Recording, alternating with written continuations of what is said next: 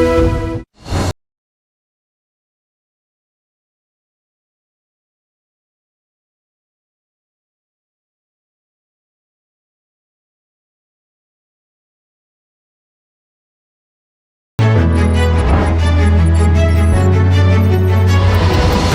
People's Platform.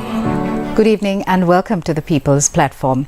Now, the legislative power of the people is exercised by Parliament, consisting of elected representatives of the people.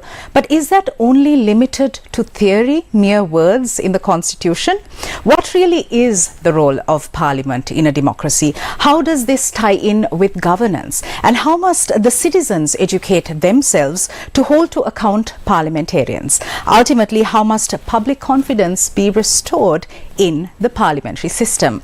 To find out, we've invited to our studios Dr. Deepika Udagama, Professor of Law, University of Peradeniya. Good evening and welcome. Good evening. Thank you, Sonali. Absolutely.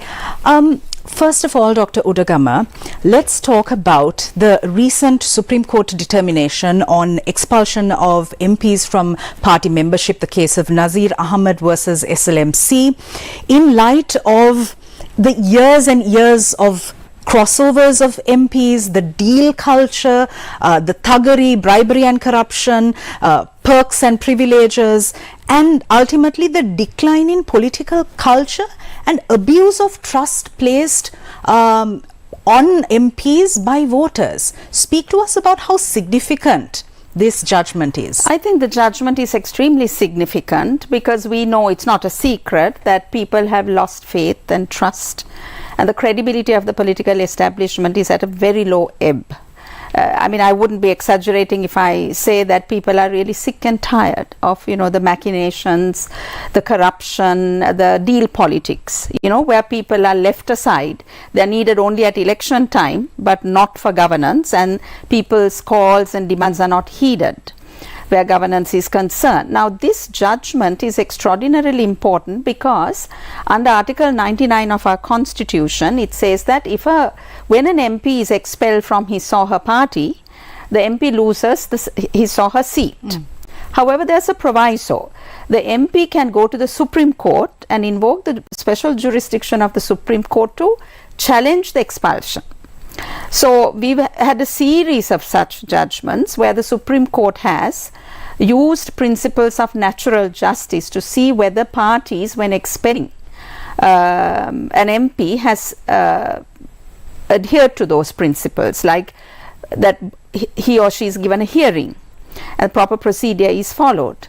Now, in this instant case, in the case of MP Nazir Ahmed, what the court found was that while acknowledging that the parties must adhere to principles of natural justice, the court, in my opinion, very rightly pointed out principles of natural justice cannot be applied and interpreted in a vacuum. You have to look at the behavior of the MP too. Now, in this instance, the MP, it was alleged, had voted against party position regarding the 2022 budget proposal. The party had taken a decision. This particular MP was the vice president of the party. The MP said, I did not attend that meeting, but then the party could prove that he was aware of the decision, and there was a show cause notice. 1 month or several weeks later, he again votes for the budget proposal against his party's position in the third reading. So then he comes to court and says, I have been wrongfully expelled, and the court said no. So this is the significance, saying that you can't manipulate the system like this. If you are using principles of natural justice to protect yourself, you should come with clean hands. Now, soon after this judgment, and there's a misunderstanding there was another case regarding expulsion of Venerable Athureliya Ratana. So there are questions being asked of us. So doesn't that mean, because in the second case, the Supreme Court found that the expulsion was illegal or was not proper. So does it mean that they ask that the Nazir Ahmed case is now overruled? There's no such thing, because the facts are very different. I think all these cases now are going to be based on the facts. So in the second case, Athureliya Ratana Thera, was in some coalition, and according to the MOU that the coalition had entered into, it was not possible for a particular partner of the coalition to expel Venerable Athureli Ratana as an MP. So it went on that technical basis and found that his expulsion, he couldn't be expelled by that particular coalition partner. So they're very different factual situations. So I think we really have to pursue, as civil society, as citizens, the judgment in the Nasir Ahmad case and take it to new heights in our advocacy to say that MPs should, act in a responsible manner, responsible to the people who elected them. Because as you very rightly said, Sonali, it's the people's power. Legislative power is the people's. Executive power is the people's. Judicial power is the people's. That's what our constitution says. Sovereignty lies in the people. So, however, in actual fact though, in the everyday rough and tumble, of everyday politics, I think politicians really forget that they're representatives of people's power. Speaking of forgetting, the recent incident of MPs exchanging verbal abuse and altercations, it isn't an isolated incident, sadly, and we've seen throughout the years a lot of hooliganism in Parliament, and also we've seen a lot of misogyny and sexism at a time when female representation in Parliament is abysmal. So speak to us about how we can even think of reforming the political culture, Dr. Udagama. It's really the $1 million question or the million rupee question, because this rot has set in, over the decades for a very, very long period of time, 75 years of independence, and I think parliamentary decorum was there just for about probably 25 to 30 years. Then it became extremely boisterous, and now we are where we are, where you see fights in the lobby, you see altercations and scuffles in the well of Parliament, and you find teachers taking school children off the galleries because of the embarrassment. Teachers won't have answers to these questions. Why are your MPs, so raucous and boisterous? So it will take a lot. But I think at the end of the day, it's up to us, the people, to select the right type of candidate. And this is where, I think the most critical factor lies. Because the point is, first of all, we vote for candidates who are proposed or nominated by parties. Parties do not have internal democracy. Most parties don't. So the nominations are given not on the basis of capacity, the ethical dimensions of a candidate, the skills, to deal with public life, public affairs, to engage in public affairs. It's on various grounds like, how proximate or how close the nominees to the party leadership, relationships, business deals, etc., etc. Very rarely do you find excellent candidates being put forward, and then we celebrate those moments, whatever the parties. So first of all, we've got to demand internal party democracy. The constitutions of Kenya, new constitutions of Kenya, Nepal, have provisions in them to say that parties that contest elections must prove that they have internal democracy by having, constant internal, elections, that they must be responsible for financial matters and so on and so forth. I agree with it completely, because when you are running for especially national elections, even provincial, you have to be responsible to the people even as a political party.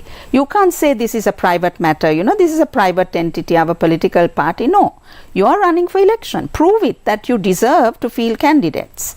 So that's one. The other is when MPs come into Parliament or seek election for wrong reasons. We know that. There isn't that seriousness of purpose anymore. Very few think about policy issues, think about the future of the country, have a vision, a future vision. It's all about aggrandizement, self serving politics. It's quite often about status. It's about the vehicle you go in. It's about the money you can make, etc. It's all extraneous for the purpose of for which people have elected them. So this is what it is. So we've got to change our political culture dramatically by 360 degrees. The sadness is that as the world watched, last year people of Sri Lanka spoke. In the Aragalaya, the youth of Sri Lanka spoke and said we need what they call the system change. And the system change was not just saying, the executive presidency must go and, another system be substituted. That too, but we need decency. We need decency and accountability in public life. We are sick of the corruption. We are sick of lack of accountability to the people. Here we are in the streets. People are dying in queues, waiting for basic things like cooking gas and so on. But yet, it was crushed, and the people who demanded the change became sort of, like outcasts, terrorists, arrested under the Prevention of Terrorism Act. There was no dialogue with the youth, the youngsters, as confident politicians would have done, in my opinion. So we are back to square one. We see politics as usual. And so given the doom and gloom and the despair that, citizens, discerning citizens feel about the situation, comes the Nasir Ahmad judgment. And it's a ray of hope. It gives us hope that, perhaps gradually we can build. But in order to build, I think people really need to understand the role of a citizen. What we really need to do to reform the party system, to reform politics in the country, it's really a very long-term process. Dr. Udagama, today's Daily FT had an article, Parliamentary Standards Authority, another attempt to put the House in order. Cabinet this week gave approval for the establishment of a Parliamentary Standards Authority, which would function as an independent body that supervises members of Parliament adherence to a code of conduct. Now, this comes with a law which includes ensuring the accountability, credibility, transparency and professionalism of MPs so as to enhance public confidence in the effectiveness, transparency and fairness of the legislature. So if we are going to use legislature to sort of govern the code of conduct of MPs, since apparently they can't do it for themselves and need law to tell them what to do and what not to do, what are the kind of provisions that we must look at in an ideal world? Well, I haven't seen this draft. I don't know whether there's a draft. But I think there's a great irony in a way that a law is required to really discipline parliamentarians, because parliamentarians make laws for the whole country. And to think that they have to pass a law to discipline themselves is a supreme irony, I think. But many countries do have codes of conduct, and I think it's really up to the party leadership, and it is up to the speaker. The speaker, after all, is in charge of the House, and the speaker is third in line, is third, in the hierarchy of governance. It's such a pivotal role, plays such a critically important role. So all these, the party leaders, the speaker, should play a very, very strong, important role, even without a law. I think I wouldn't be supportive of a law, but I would be very supportive of a code of conduct. And then we must put pressure on parliamentary authorities, particularly the party leaders and the speaker, to see that the code of conduct is enforced. Because I think initially in 2018 there was a draft code of conduct which was on the table, but it was never brought in. There have been some efforts, and then of course from civil society perspective you had PAFRA coming up with, I think, the March 12th agenda, which came up with criteria for people to select, and so on, but elections were held even after that, and we've ended up in this situation where there are fisticuffs, absolutely bad language, as we say, unparliamentary language, literally it is. So it's very embarrassing, not only embarrassing, it's very, I don't know, as a citizen you really lose hope. And then we are constantly berating the young people who are leaving the country. What hope do you have What hope do you have when you know that these institutions that are the life of the nation, representing the people, making laws for the people, having oversight over very important matters, are behaving in this manner? And somehow Parliament seems to be losing that authority, so that's extremely problematic, to say that it's a tragedy. Let's speak a bit about the need for citizens to equip and arm themselves with the education, the civic education, education about their rights, responsibilities, so that we don't feel like we are beholden unto politicians who we elect into office. So they are our servants. We forget it, and the politicians forget it. So I think that is the most critically important factor, Sonali, because you cannot build or maintain a democracy without a discerning public, without very vigilant citizens who understand citizenship, who understand civic rights as well as responsibilities. So rather than trying to tell the politicians, you reform yourselves, we have to arm ourselves with the knowledge and the power of sovereignty, our sovereignty, recognize that and try to clean up the mess. There's no other way. I doubt very much that political parties are going to clean up. First of all, I want to say, for future purposes, if this political establishment continues, I don't know what sort of a future we have. I have to be honest about it. I think we need new blood. I think we need young faces. We need new, fresh faces with new ideas, new parties, new formations, new political formations. And while setting about doing that, I think we really do need to put pressure on especially the educational authorities to include civic education in the curriculum as a university academic. I mean, I see the level of knowledge about the system of governance is appallingly low. Particularly so, I mean, you find this among scientists. They may be brilliant scientists, but no idea whatsoever about the system of government, its intricacies and so on. But even among social sciences and humanities students, very few have studied, have had a political science education or civics education. So we do need to strengthen that.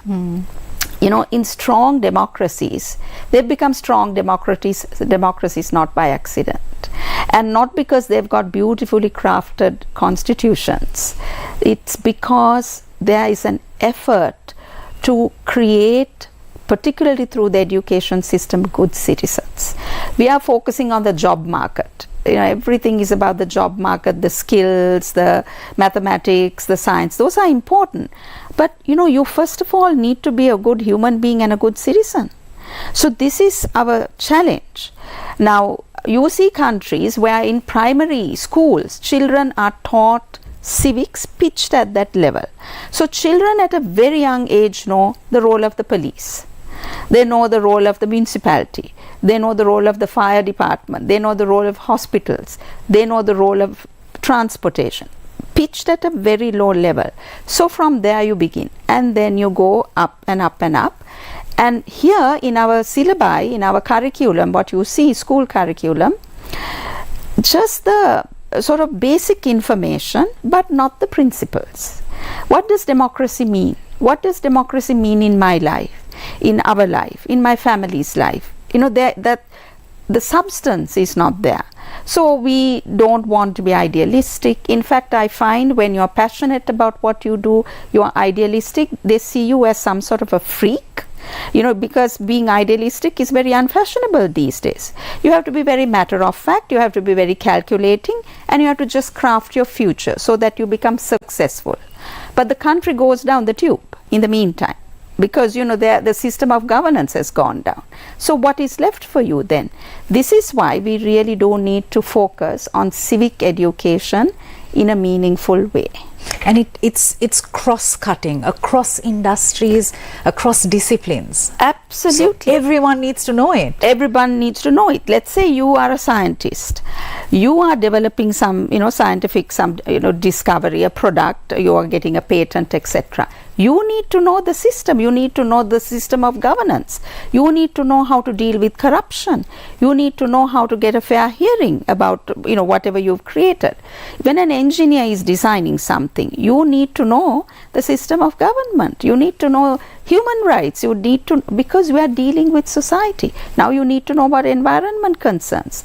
So without that sort of knowledge and sensitivity, just creating these atomized individuals who are only focusing on exams and nothing else and don't know anything of what's going on in the country or the world, but just focused on that success at exams, has defeated us completely. So I really think, maybe because I'm in the field of education, I see the potential of education so strongly, but I think even from a commonsensical point of view, Sonali, this is the way to go. I think almost 100% of our little children enroll, and very few drop out at the early stages. So there are many messages that we can give, and media has a major role to play. But last year, I think a change has set in where people are more conscious of the power of people and what we call sovereignty. People are not afraid of speaking up. Agency, we recognize our own agency. The only problem right now is you can't protest, you can't even make a declaration, you can't stand on a pavement with a placard even individually and say, this is my demand. You're being crushed. Teachers are being set upon, not only the usual troublemakers like, say, student unions and so on, but teachers, anybody. So this is extremely negative because this is our country. This is not the country for politicians. Politicians are our representatives. That has to be borne in mind. So we need to recognize this. And I think, we need to pay a lot of attention. Next year is election year. And I think it's very important for us to engage in electoral education, because it's not to tell people whom to vote for, but to understand what's at stake, and to recognize the principles that we should espouse and we should articulate and advocate in what we are looking for in our future leaders. Otherwise this is business as usual, because ethnicity will be used, divisive politics will be used, fear politics will be used, then this myth of only one or two persons can run the country, nobody else. These things, we've got to see through those things. We've got to really pierce those veils in a way. Young people to come forward with capacity, with that sort of the robustness of ideas and and so on. If we don't do that, I don't see how the existing political establishment could be so reformed that this country is going to have a new beginning. Okay. I doubt it.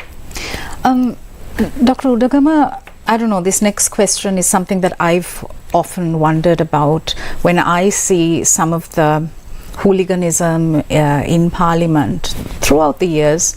I've thought to myself, what happened to them that they are grown men who are so angry, there's so much aggression? Are they sad little boys who grew up never knowing how to express their emotions? Like, did they never cry?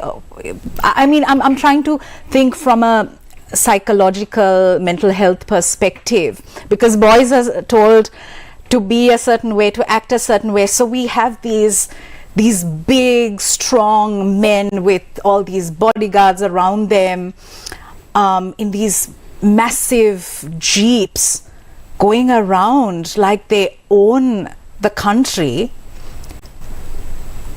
What void are they trying to fill? I mean, serve the people because that's your job.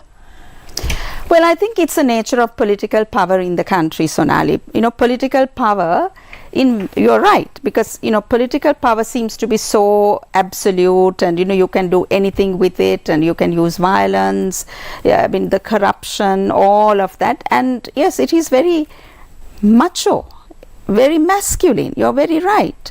So it's not the type of decent politics with humility, where you consult the people, that's seen as softness, I think. Yeah. That's kindness, the empathy, conscionability, it's lost. It's completely lost. And that's you're very right. I mean, you can use a lot of these masculine metaphors. So that has to change. This is why I'm saying that it's up to the people to demand a different type of a political system, a political culture, and I think women should play a major role. We've seen too many women insulted in parliament. You're very right. Sri Lanka has the highest level of female literacy in South Asia, the lowest level of female representation in parliament. We are a bit better now in local government because of the 25% quota, but that doesn't mean women play are absolutely empowered in that context. And so even the 5%, 5 point whatever percent of female parliamentarians, even the serious ones who get up to speak with facts and figures, you see how they are berated, sexual innuendo is used. I mean, a very senior student sent this video to me. It broke my heart. This is the future. I mean, this is the future of the country. She is sending me a video saying, "Madam, did you see this?" Very senior minister who has an influence over young people, children, using absolutely low language against a female parliamentarian.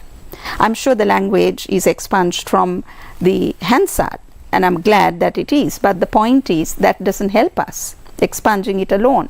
You have to expunge it from our political culture. So this young student of mine, this female student, was just so utterly shocked when she sent it to me and saying, how do we go on from this, go on from here? So I think all this is why I say, despite what the people ask for, which was for a more genteel, decent, accountable, empathetic, humble political culture, we are back to normal business. So the roughness, and I mean, not at all. People are suffering. Children are dropping out of school. I mean, there are very good scientific reports which tell us that just over 50% of people are facing food vulnerabilities. In that sort of a context, you don't even have the decency to,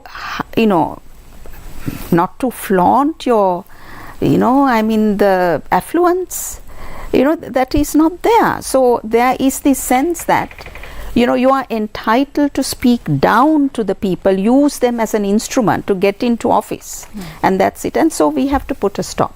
So that's why I say we can't expect the political establishment to reform itself. They should, and we should continue to agitate. But we, the citizens, must reform ourselves, because we must be very strong and powerful and understand our power. All right, fantastic. Thank you so much, Dr. Deepika Udagama. Always a pleasure to speak to you. Thank you. Thank you, Sonali. Thank you very much. Thank you for watching us. We'll see you again tomorrow. Good night.